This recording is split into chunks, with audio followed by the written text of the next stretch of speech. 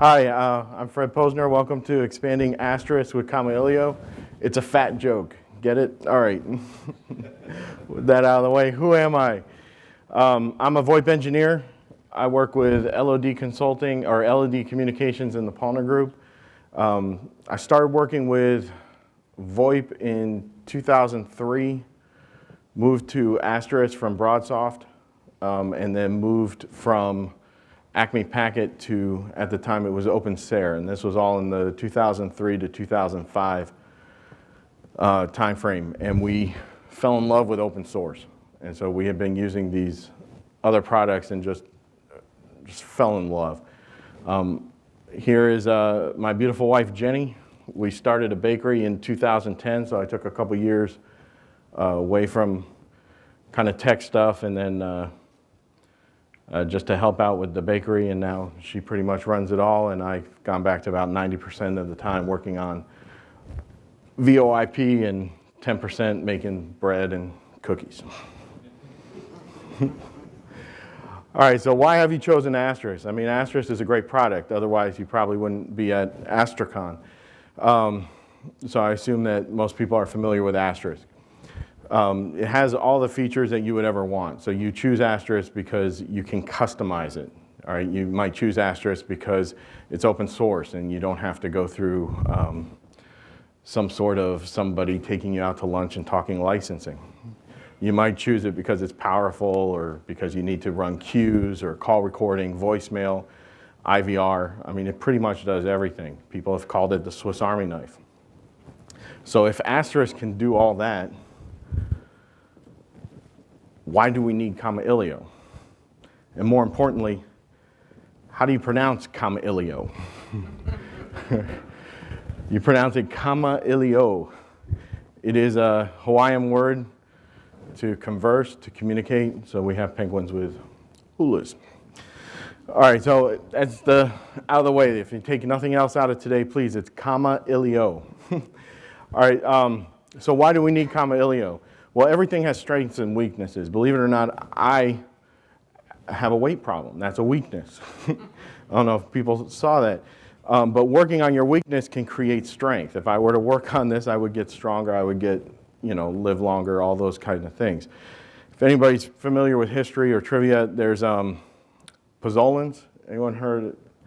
So the Greek ruins are pretty much concrete. Okay, and they've survived all these years. Well, if you've worked with concrete at the home, you can't go a winter without it cracking. Well, you add pozzolans, and when that mixes with the lime, it creates strength from weaknesses. So you decrease your weakness, you increase strength, and you have the pozzolan effect, which makes things last a very long time. And that's the same kind of way that Kama-Iliyo and Asterisk work together. Kama-Iliyo is a SIP proxy server. With that, it's also a SIP registrar, so you can register all your endpoints to it. You can use it as a location server to determine where your endpoints are located once they register.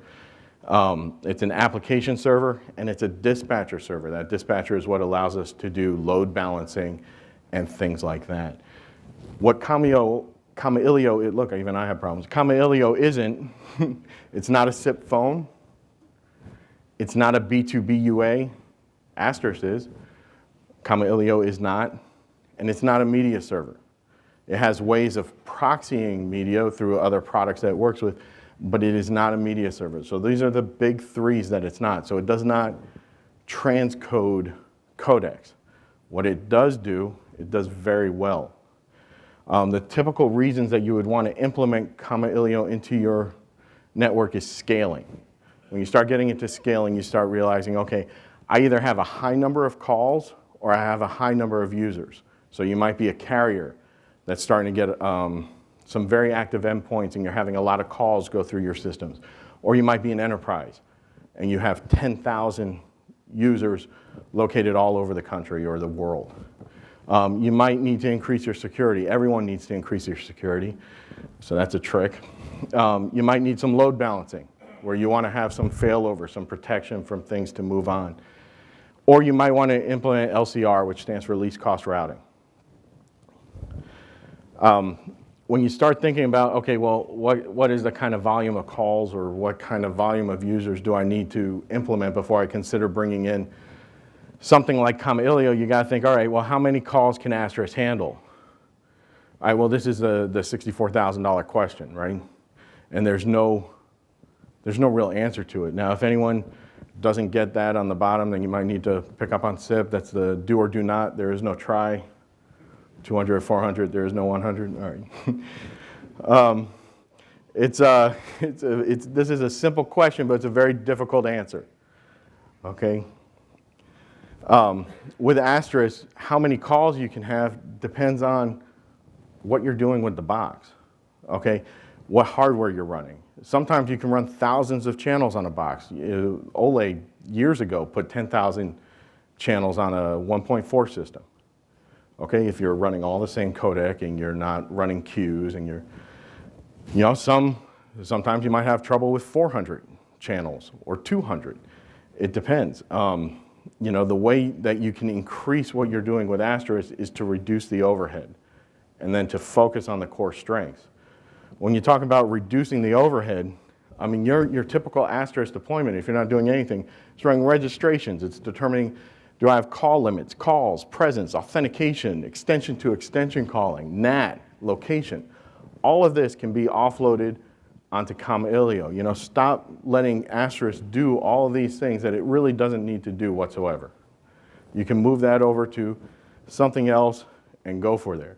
If you're running the flash operator panel, you're lucky if you could get 20 calls per second. Okay, if you're running fail-to-ban, which most people are, that's going to affect your calls per second.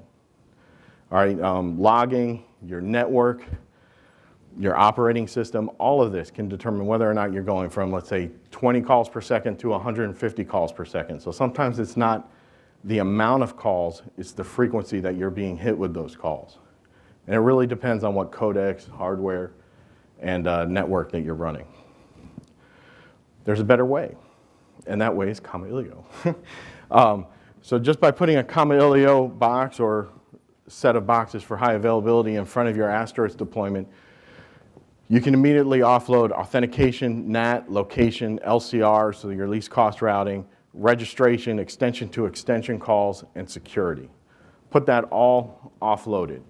On an embedded system, like a little small form factor system, you can run hundreds of calls per second through that Kama-Iliyo box.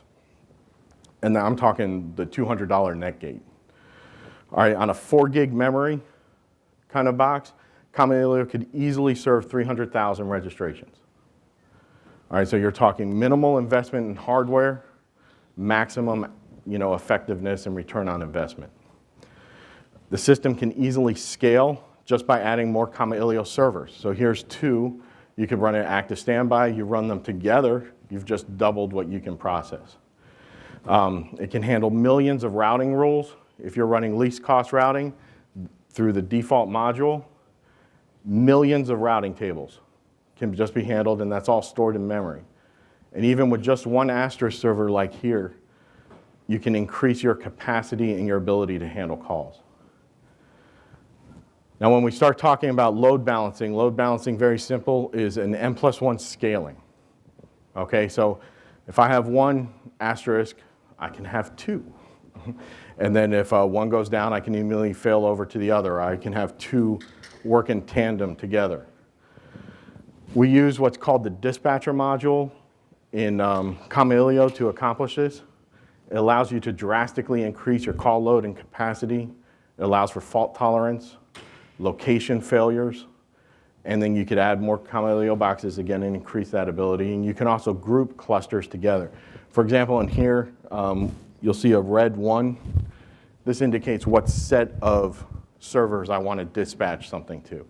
And then we have the blue there with that, and that chooses your algorithm of what you want. You can choose, for example, I just want a round robin, and that's this method.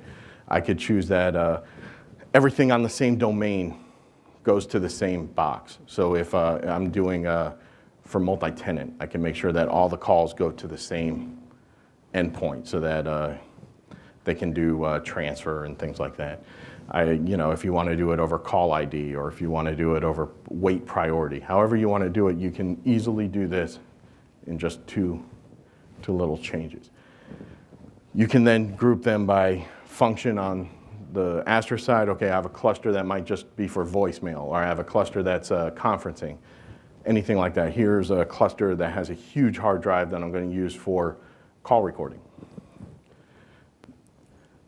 You can set your call limits by box as well. So you could say, okay, I have some boxes here that are 100, other here that can handle 500. And as I need more boxes, I just bring them up one at a time. So if I find that, okay, well, I've successfully grown the business, or I've grown our user base, we're an enterprise client, we're not selling our phone system, we're just providing phone services for our own users, and we just acquired a new company or a new branch, or we're expanding, easily can just add more Asterisk boxes and increase the capacity. Some people, when we get back to how many calls per Asterisk box, some people want to really load up a box. I want to put 20,000 calls on a box. I want to put 1,000 calls on a box. It's a big thing. Even with, since Brian's here, even with FreeSwitch, okay, wow, I can put 1,000 calls on a box. I don't want 1,000 calls on any box. I don't care what I'm running. I mean, hardware today is not very expensive, and if you virtualize it, it's cheap. If I lose a box, I want to lose as few calls as possible. So why not have 10 and minimize that impact of loss? I lose one box, the others are going to take it over very well. I don't want to lose 1,000 calls. I don't want to lose 500 calls. All this is possible with the load balancer. And it's very simple, very common. There's tutorials like you wouldn't believe out there. What I love about Kama-Iliyo as well is security, and this is where I believe that it can help every single box whatsoever. And it expands the security capabilities of your Asterisk. You ever seen something like this in your logs? All right, this was just what I could fit on the slide in a second. And of course, so copy that IP, it's real. This was October 1st, just logged in, boom, copied, of course it's right there. You can see I worked on late at night. All right, so here's someone just sending all different things with the exclamation points and pounds. They were probably trying to run something fun. Anyway, so we'll reject that. And that, if you watch your CPU spike in Asterisk when that comes, those are always fun. Well, what methods do we handle this in Asterisk? Normally we use either fail to ban. I put out a custom script a few years ago that, because I don't like fail to ban, so I did in Perl, which nobody likes. But well, you like it. All right, so then, but I like Perl, so I did in Perl. It goes every minute. Well, if you saw, in a minute, I could have thousands of attacks on my, I'm checking every minute, and in that minute time, I could still be reacting to something that's hit my server 1,000 times or more. If you've ever hit by Amazon, then we're blocking it with maybe with IP tables, or we're hardening our dial plan. Everyone should have a very hardened dial plan, a hardened SIP configuration file. And you have log analyzers, such as these tools, are analyzing what's happened to you after you've been attacked. So I've already been hit 1,000 times, now let me block that guy. Okay, but I've already been hit really hard. I've wasted my CPU memory, and my reaction to this generally, unless you've done some sort of custom scripting, is only protecting that single box. So the next one he's doing is the next one. They're going through IP ranges. Okay, well, there's always multiple ways of doing the same thing. From the picture, there's multiple ways that you can change your light bulbs. I do not like this method, but works for that guy. Some of the ways that you can implement some security within Kama-Iliyo is with built-in modules such as GeoIP, where you're determining what IP locations are allowed to hit me. I don't want anything from, Europe coming to me, or using an H table as a memory, a very quick memory table that I could use. Pike is a built-in flood detection module. Pipe limit is a very good counter. It's fantastic. You can use permissions where I can put what IPs are allowed to do what with the system, rate limits, sanity, which is checking the validity of a SIP message before it comes to me. The bottom line is with these types of modules, Kamailio is very flexible and you can be creative in your security. It's a different strokes model, different strokes for different folks. It takes different ways to rule the world. Willis. All right, so, someone like Daniel who's in the back, he's going to do security a lot different than I would. Although the more you learn from someone, the more you might embrace things that they've done. And you can learn something from anyone. The best experts always keep a good mind, and there's a good writer's quote where, from T.S. Eliot, good writers borrow and great writers steal. So if someone's doing something really good with security, take it, own it, and implement it. We share things like that. It's open source. This is an example of how Pike works and the HT tables. So what we would do is if something came into Kamailio, I'm going to go, okay, the source IP is not myself, and it's not in that trusted IP addresses. So it's not an IP address that I've allowed to hit me a lot, such as a very common carrier or a client that's just sending a ton of calls. All right, so it hits me. I'm noticing that the amount that it's hitting me is rising above a level that I've set. What I'm going to do is first I'm going to check, okay, is this IP that's hitting me, have I blocked it? If I've blocked it, I'm just going to drop it. I'm just going to ignore it. I'm not going to send an answer to it. I'm not going to say, hey, call not here. I'm not going to do anything like that. I am simply ignoring it. So as far as it's concerned, I'm not a SIP server. So if I catch this quick enough, I'm done. He might think I'm down, might not think I'm a SIP server, but it's just moving on. I'm not answering it. Here, if that flood detection is there, I'm going to add it to the block list. So anything else they send me, I'm going to block. I'm going to block it for a period of whatever I want. I usually use 5 minutes, and then I'm just going to drop it. Just drop. I know Daniel at one point was sending 200 OKs. However you want to do it, works for you. I just drop it. You can also inspect the SIP messages to a level that you can't with Asterisk. So here, if I'm getting hit by, let's say, the friendly scanner, SIP vicious, SIP CLI, I see that because the script kiddie was too lazy to even change it, just dropping it. And seriously, that's like 80% of the attacks I'm seeing. Don't even change it. I'm just dropping it. I'm going to block it and drop it. SQL injection, if I see something like this coming in the network, I'm dropping it. There's no reason to send me something like this. I don't want it. Gone. Drop, banned. Drop it and block it. And again, this one I'm just exiting. If you handle it before reaching your asterisk box, your asterisk doesn't have to react to this. And now, since I've blocked it, I've blocked everything below my asterisk. I handled this attack as it came in. I blocked it, and I prevented it from reaching the rest of my asterisk boxes whatsoever, a centralized method of security. This is an example of using the pipe limit and anti-flood. So here, let's say I have an asterisk that is really old box, can't get a request to give it some more money, and it can't handle more than 5 calls per second. Okay, well, I can use that pipe limit and go, okay, it's reaching 5 calls per minute. Let me send it to the next one, and I'll document it. Same thing with, this is a real customer, so I had their public Kamailio access the outside and sends it to the inside anyway. So they don't want anything from more than 5 calls per second. It's actually a Cisco box. And then here, with the anti-flood, all right, I'm seeing script kiddies. I'm going to block each one of these IP addresses. So I'm taking the source IP address. They're coming from all different ports. They're hitting me, and I'm blocking them.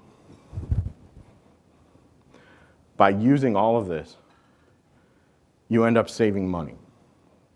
All right, and that's the bottom line, is that Kamailio saves you money in the long run. And there's different ways that you have this financial benefit. Kamailio reduces your fraud risk, so it has a security benefit to it. By using those security methods that we just said, you're eliminating, well, you're not eliminating anything ever, but you're reducing your fraud risk. By being able to say calls per second, I already know I'm not going to accept more than 1 call per second from my clients, because there's no way someone can dial more than 1 call per second from their hard phone. If I get that, I'm going to block it. I'm going to send an alert and look and see what's going on. Something's going on here. If I'm getting more than 5 calls per minute from that are international, okay, something's wrong. Let me block it and check it. And so I can temporarily put them on hold, send an alert to administrator, and go from there. I can reduce costs with an LCR. Okay, so if I'm doing some least cost routing, I'm going to constantly provide the best method of delivering calls to my client. All right, and so by doing that, I'm also going to provide less downtime. So when I have the best rate, I'm also going to choose what's the next best rate. So when that best rate is all filled up, or worse, they're down, I'm going to go to the next one. I'll pay a little bit more to keep that customer connected. The whole point of connectivity is actually connecting. So then we have your opportunity costs. All right, so you're going to save money by reducing your opportunity costs, which is reducing your downtime. So instead of losing a box with 1,000 calls on it, I'm immediately going to cover that with the other boxes. I've reduced my downtime that affects the customers. Okay, if I have 100 people that just lost their audio because the power went out in a box, all right, that's annoying, and they're going to call because people always do. But it's a lot better than losing 1,000 and losing your resources to handle those irate customers, because you have customers that will call you for the first drop call. Kama-Iliyo also plays well with others. Again, you can use IPv4 and IPv6. You can even bridge the two together. So if your internal network does not support IPv6, you can bridge that with Kama-Iliyo. So have Kama-Iliyo handle the IPv6 and then deal with the IPv4 on the back end. It works with both UDP, TCP, TLS, SCTP, all codecs. Since it's not a media server, Kama-Iliyo supports every single codec that's written and most that aren't written yet. We support WebRTC, and there's a quiz at the end on all the RFCs that we currently support. There's a lot of positives in working with Kama-Iliyo. When we block an IP, it's blocked for everyone. So that's the first benefit for security. You have centralized security. Okay, and Kama-Iliyos can share this information with each other. So if I'm running multiple Kama-Iliyos across the world, when I'm blocking it here, I can block it all around the world. I can share this information. It's very scalable. So as much as you grow, it can allow for that scalability. We can handle calls all by ourselves. So if I have 2 endpoints that need to talk to each other and do not need anything to transcode, do not need the call recorded, it's just extension to extension, I don't even have to bother asterisk. That's a Polycom to Polycom, let them talk. Okay, this Kama-Iliyo will set it up, and then you can increase your calls in that way. We can support IM integration, presence, again, extension to extension. We have a very strong community. The community is a lot of fun. We have an active IRC channel, but more active is our mail list. It's nice, it's friendly. It's what kept me going to Kama-Iliyo in the first place. Only thing I would recommend is that Kama-Iliyo is a global product. The language that the mail list is English. It's a first language for me. It's not even a fourth language for some of the people on the list. So we have people that speak many languages. English is sometimes not the first one, so just be patient with the language. Sometimes there's really no reason to get upset when someone can speak more languages than we can. And it promotes growth.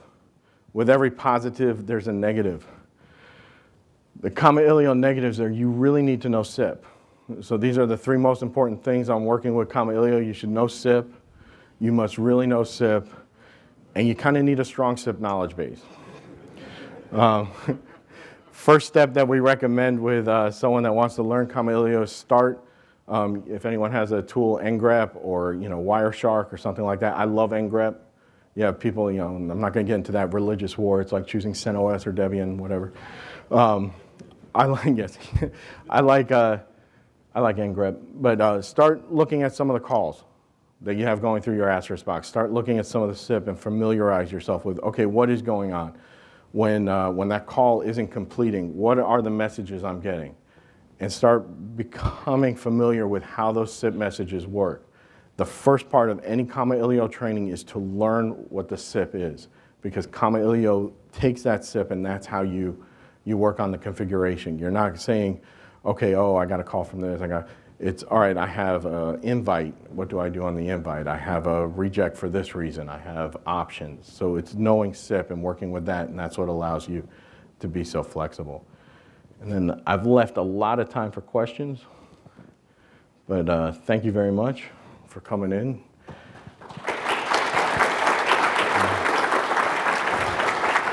So Fred, I guess the moral of the story is SIP happens.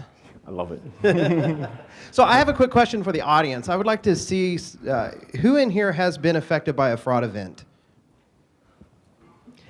Who has been affected by one in excess of $100,000?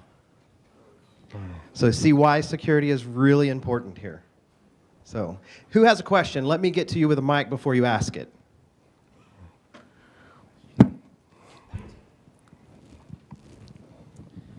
Hi. So one of the problems that I've been trying to solve in my organization is the SSL TLS issue. Okay. One thing I'd love to do, in addition to gain all the benefits that Kama-Iliyo provides, is to possibly bridge the gap between my SSL users and my non-SSL users. Can it do that? Yeah, I mean, you can be powerful in that aspect. So if you can accept TLS from one connection and have it bridge to a non-TLS, yeah, absolutely, that can be done.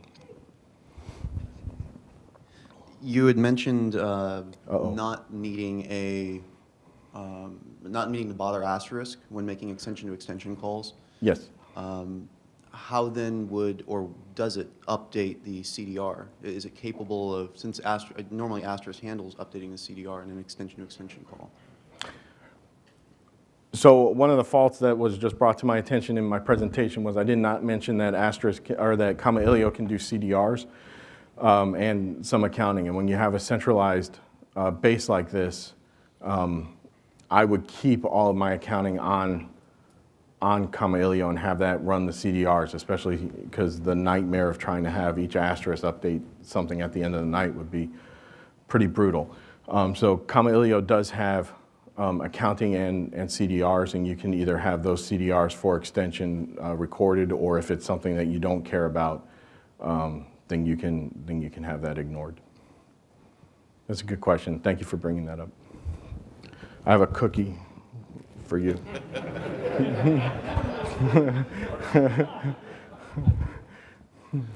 So kind of piggybacking on what he's talking about there, when you were showing the slide about load balancing the traffic across multiple asterisk boxes, can Kama-Iliyo help at all with the user base, across kind of load balancing the user base across the asterisk boxes as well? Personally, I like using Kama-Iliyo for my entire user base. So I would have all my users register to Kama-Iliyo, and then instead of asterisk sending it to what it believes is a local user, just having it send it to that extension at Kama-Iliyo. So in that aspect, absolutely. And then with multiple Kama-Iliyos together, they can tell each other where a user is. So you could just send it to one, and it would end up at the right Kama-Iliyo that has that user registered to it. So in essence, for example, with multi-tenant or something like that, it could be as easy as sending it from, SIP/Fred to SIP/Fred at Kama-Iliyo. And you've just sent it to that user without asterisk having to handle the location or registration of that user. My question is, you showed the diagram, you have two Kama-Iliyo sitting on the top of each other. Is it cluster mode or is it like standby mode? How do they operate? Both. The answer, all right, so is Kama-Iliyo clusterable? Is it active standby? Yes. You can have it however you would like. If I'm doing some geo redundant solutions. I might have 2 boxes at each location in an active standby where they're working together, but then if one physical box goes, the other one takes over, and that could be, again, different ways of doing things. A lot of people are using Monit. I've been using Heartbeat for so many years that I'm just faster at it, so I use Heartbeat, and it works for me. And it ain't broke, so I'm not fixing it. But you can use whatever you would like to go, okay, this box is down, let me bring up this new one. The stateless nature of Kamailio means that it's not even going to drop any of the calls that are on that box. So that means like all the endpoints registered to one box is replicated to other box too? Or? If you did it with a DRBD and let's say you stored it, if you just stored it in memory, no. If you stored it with the database, then the other one would pick it up, yes. Just one. Oh. We have a more authoritative answer. So actually, we can do SIP level replication even if you keep it in memory. With we have a distributed message queue, or we have a lower layer called replication via TM module. But what Fred said is also valid. Yeah, if you were doing it, yeah. One more question is the sanity check. Do you check the SDP of the C packet, or how does it? Thinking through this one. I'll get this one too. All right. Because Daniel this is Daniel. He's the co-founder of Kamailio, lead code contributor as well. So yes, we have a SDP parser in Kamailio that parses everything and validates that. We use it typically for removing video if you don't want, or removing some codecs that you don't want to parse it forward. But we don't mess with media. However, SDP parsing, it's there.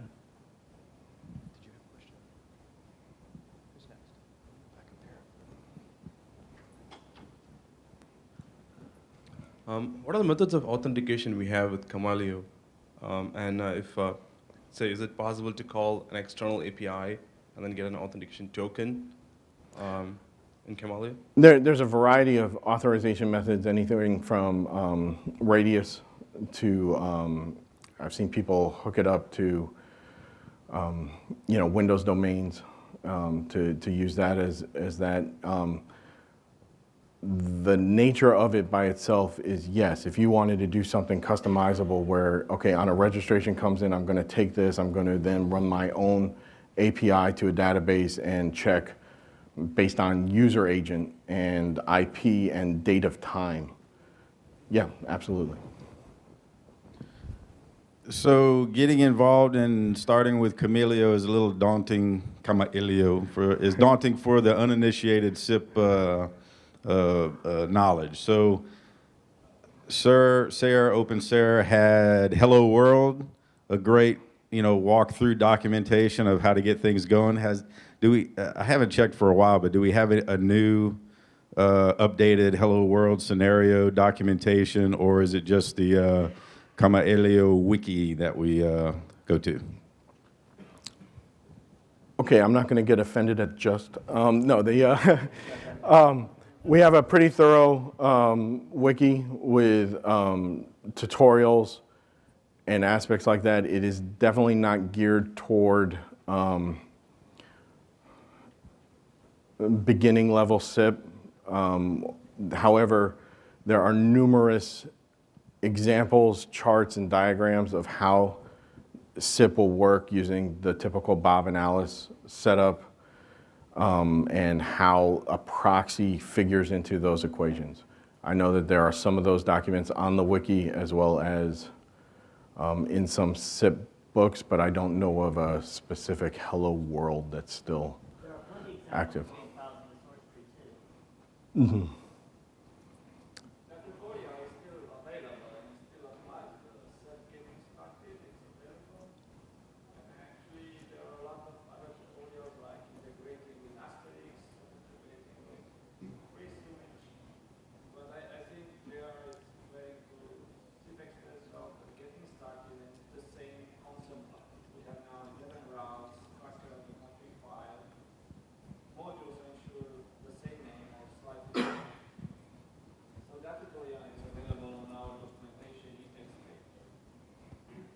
some of the default config file that comes with Kamailio is extremely verbose, and it does have a tremendous amount of comments as to why this is being done. So, for example, it might say, okay, well, I'm coming here because somebody didn't answer, and I need to answer the voicemail, things like that.